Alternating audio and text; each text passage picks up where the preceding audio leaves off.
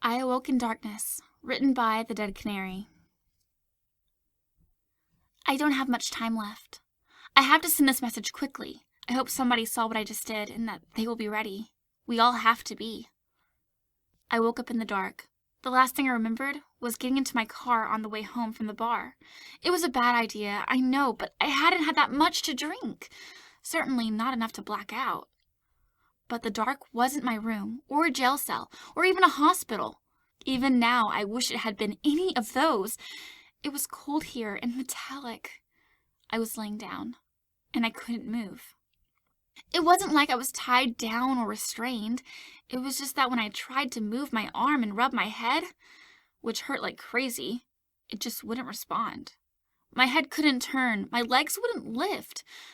The only time I had ever experienced something like this was when I had sleep paralysis after a horrible nightmare.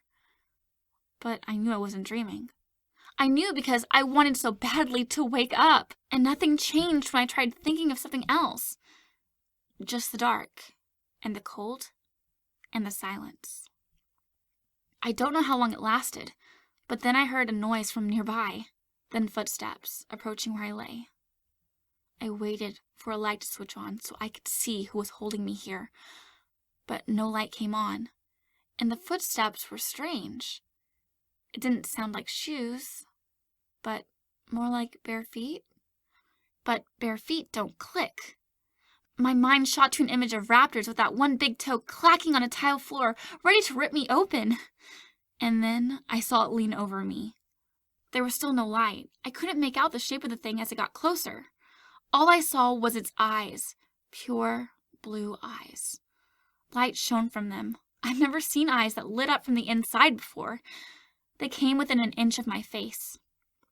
I wanted to push it away and run, but I still couldn't move. I even tried to close my eyes, but even they wouldn't work. The eyes moved away from my face, seeming to scan down the length of my body. I heard that clicking again as it moved. I guessed I must have been on a table because as its feet moved, the clicking continued below me. I heard something else. I think it must have pressed a button because I could hear a hum and my legs spasmed. I could move again. I had never felt so much relief in my life, but I didn't budge. I wanted to wait until just the right moment. The eyes came back up to my face again. I heard something metallic scrape across the table, and then something cold pressed against my chest. I wasted no more time. I raised my arms and grabbed at those eyes. I must have surprised it. It never even tried to defend itself. I rolled off the table with what I hoped was its head, and slammed it against the ground as hard as I could several times. Those blue glowing eyes went out, and I felt something wet on the ground. I sat back and breathed. Whatever it was, I think I killed it. Or at least knocked it out, but I still couldn't see. I remember that sound, though, where the thing came from. I thought it must have been a door. I could have been wrong, but it was a better idea than just staying here. I moved to where I thought I had heard the noise, and then there was a whirring. There, finally, was some light, but it was very, very dim. I could see a hallway, and the light came from near the floor, like the running lights in a movie theater. I couldn't see back into the room I had just left, but I gave myself a once-over. I was shirtless, but thankfully I still had the jeans I'd been wearing earlier that evening. The only thing that was otherwise out of place was an object attached to my ankle, like a bracelet. It showed some kind of readout, but the shapes were in a language I'd never seen before. I didn't care what it was at the time, but I could see a button that looked like it could remove it.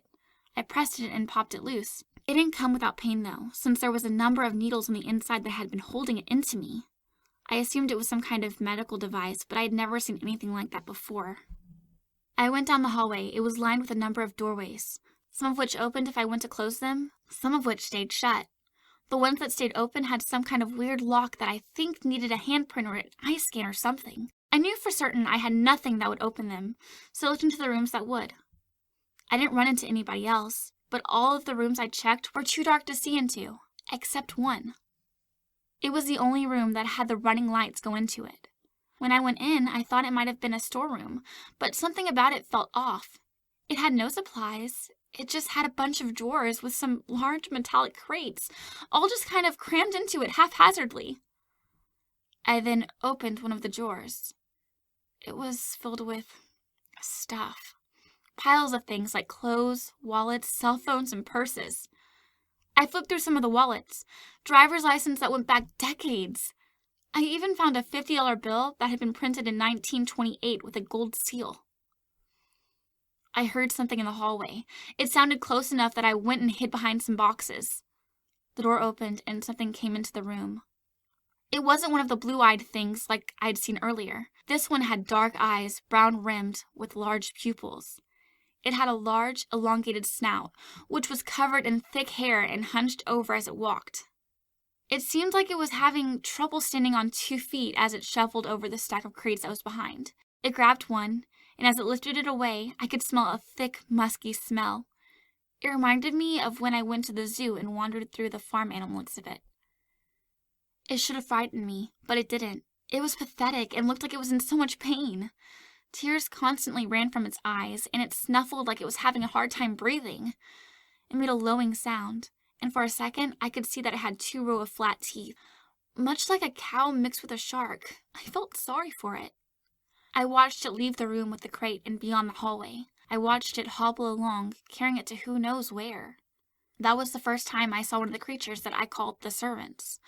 I saw them everywhere, moving boxes, taking fruit from place to place, and handling little tasks. I rarely saw the masters. They knew I had to be there. One of them lay dead in a room, but I somehow avoided them. They were fairly tall, at least 8 feet at the shortest, and thin, and had claws on their feet and hands. I lay in hiding. I watched everything I could, and I learned more and more. I learned about the food. The masters ate something hideous, but the servants ate food that I could tolerate. It kept me going. It's now been months that I've been here. I've seen things you cannot believe, and as of this week, I know where I am. It's a ship. It's a ship from another world. I assumed it had to be because of the language and the creatures I'd seen, but I couldn't believe it until I saw it with my own eyes. This message is coming to you from a communications room. I can't tell you what floor it's on, but it took me a time to find it, to watch how it works, to see the servants and the masters working with the controls. I'm sending this message because I'm not sure my last attempt for help worked. I found out this thing has a device that hides it from view, from scanners, from anything our world can use to see it, but for a minute or two, I turned it off. When it did, a window opened. I saw we were hovering over the Pentagon. Somebody had to have seen it, had to record it on a video posted somewhere and give me hope that we can stop them. I don't know what it was doing over the Pentagon exactly. I can guess. They're coming to get us. They are not friendly. They haven't come to teach us anything about interstellar life. They want to conquer. But it's not with bombs. It's not with weapons. I've seen how many servants there are. Probably a third of the ship is nothing but holding pens for them. I've tried to talk to them. I've tried to get some of them to rise up and overthrow their overlords. But they don't respond. Their minds are gone, only doing what the ship needs them to do. They have no free will of their own. I wondered at first what planet they were from, and how they could have been so broken. But now I know the truth. They are not a race. They are the future. I don't have much time because I'm afraid I will be caught. I know they will find me sooner or later, but it's because I know what is coming. I know what that bracelet on my leg is truly for. I know because my second row of teeth are making my mouth ache.